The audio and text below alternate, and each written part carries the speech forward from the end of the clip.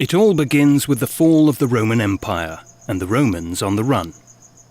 In the year 395, the gigantic empire was divided. The new capital city in the east, on an equal footing with Rome, was Constantinople, formerly Byzantium. The Eastern Roman Empire would exist for more than 1,000 years. It was also later described as the Byzantine Empire.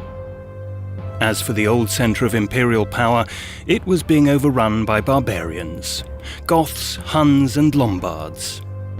People fled in panic from the cities out to the lagoon. They felt safe in the labyrinth of sludgy creeks and more than 100 islands. Eventually they founded a city. Its centre became a small island called High Bank, or Rivo Alto, later Rialto.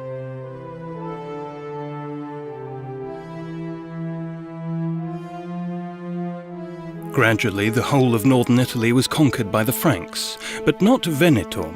Around the lagoon an eastern Roman province persisted. The former refugees maintained this western outpost of the Byzantine Empire. As true Romans, they knew how best to utilize their relations with the East and the unique location of their city. They improved construction of their ships and imported goods from the Orient to Central Europe.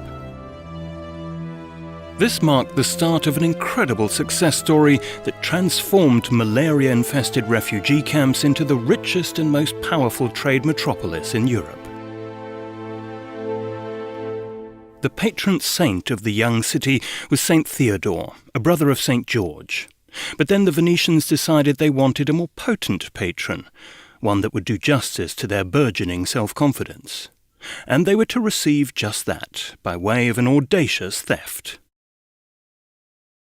The story's been immortalised several times in St. Mark's Basilica. In the year 828, several Venetian sea traders were gathered in Alexandria. Their captains, Buono da Malamocco and Rustico da Torcello, had some dramatic news to report. The tomb of St. Mark was in danger. At the time, Alexandria had been governed for more than 100 years by Muslims, who now seemed intent on destroying all Christian houses of worship.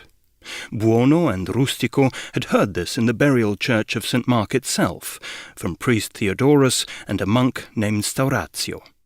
The Venetians applied gentle pressure on the two clergymen to bring the saint's remains to safety in faraway Venice.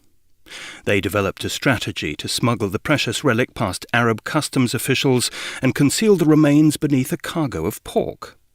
Muslims view this as impure, and indeed the guards allowed the dubious goods to pass through the checkpoint without inspection.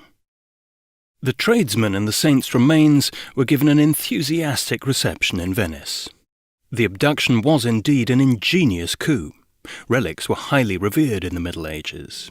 This is evident from the collection of more than 100 valuable reliquaries in the treasury of St. Mark's.